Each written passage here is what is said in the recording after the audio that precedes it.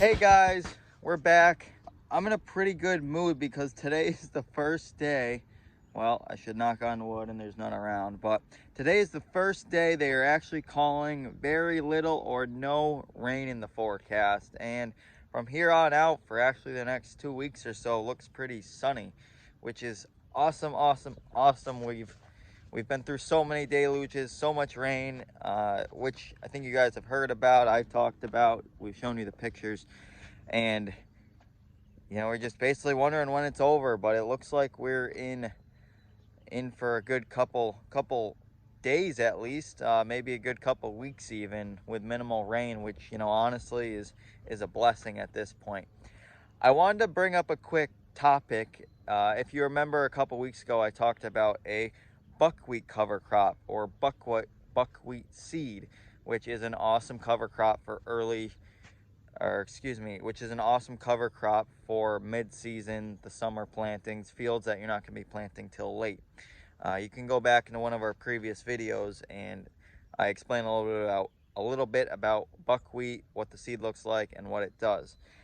But what I want to talk about is I'm standing right behind me. I'm standing in that field of buckwheat that I seeded a couple weeks ago, and I want to explain a little bit about what's going on here.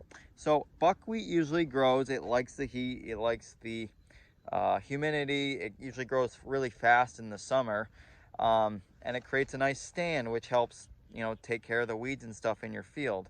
And what has happened since I've seeded this field and all the rain we have gotten, this cover crop has not grown nearly tall enough as it usually does. This crop should be like, up to my waist, if not higher, in the life it has grown and the time it has gotten to seed or starting to flower. So right here you can see this little white flower.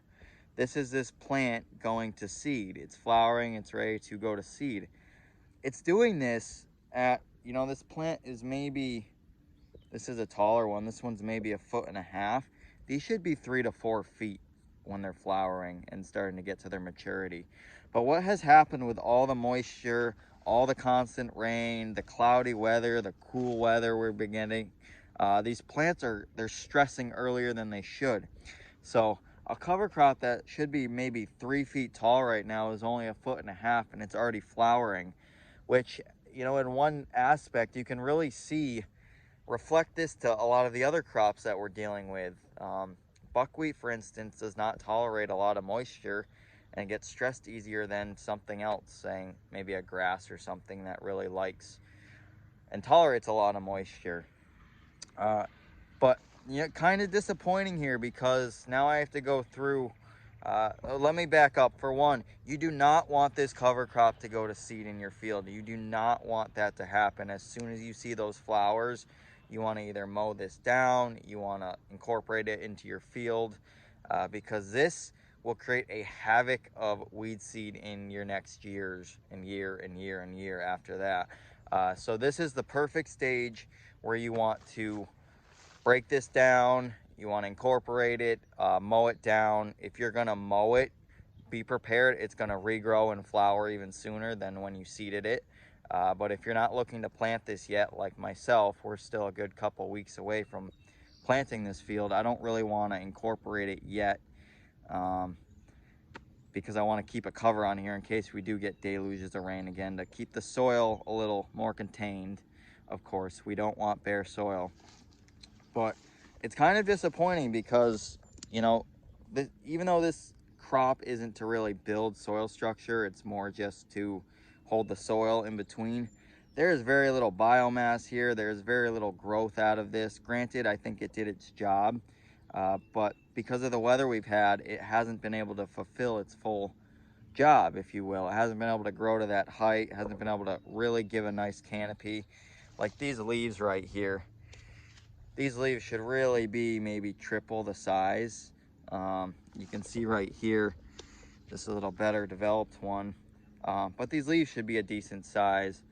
And, it's all on your population as well. Ooh. But you can really tell, based off your population, this was maybe seeded a little thicker, but still, the stand here there's not a lot of competition here. So you can really tell that the weather has made an impact on this cover crop, and as well as the crops that we are growing. I'm going to flip the camera around quickly so I can really give you a good pan and idea what this field looks like in an up close picture of what these plants look like in their maturity state, but really take in consideration that this isn't, you know, the best looking stand of buckwheat that I've seen, that I've even grown. So take that in consideration. So looking at the field from afar, you know, it looks like it germinated very well. Overall, you do see the white flowers popping up everywhere, and really not a lot of weed pressure in between all this. And if you look down in here very slowly, you know, you'll see some weeds here and there, but really this did a good job of, if there were weeds to really come and germinate, it really did a good job to keep them out. And if you look closely, there are weeds, like this is all weed seed that's starting to germinate. That is not buckwheat. That is really, you know, so we're getting into the stage where this buckwheat might not be doing the job it needs to be doing, because it really hasn't been able to fill that canopy, get to that growth that we were expecting due to all this excessive rain.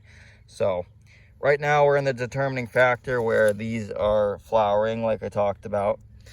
We have weed pressure coming in underneath there, and this will be flowering, this will be going to seed probably by next week. So especially with the heat and the sun we're getting, these are going to blow up fast, which can create a problem like I was talking about. So what we're going to probably do is go in and mow this down. The one thing I love about buckwheat is that the stems of this stuff, there's nothing to them. They're hollow, they're really light. You can take a harrow through this, or even buckwheat that's this tall, and it incorporates in the ground. It breaks down within a couple weeks really easily to help, you know, transition to that next planting you're doing. But we're probably going to mow this down because we are in the last week of, or approaching the last week of July, but we aren't looking to plant this field till probably mid to late August. So we want to try to keep this cover crop going for a little longer so we can get a little more life out of it, and in return not be constantly tilling this soil.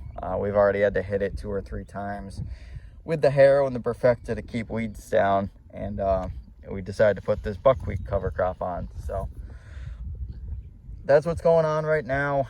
A little disappointment, but happy that there is something here to be holding this soil while we had been getting these deluges of rain.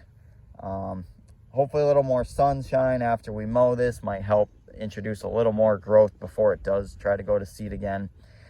And yeah, so we're just gonna hope for this sunny weather. There's the sunshine right there. Haven't seen that in weeks, really. Yeah, so happy farming to all of you. Have a great day, and keep up for more videos on what's going on at the farm in the next coming weeks. Thanks.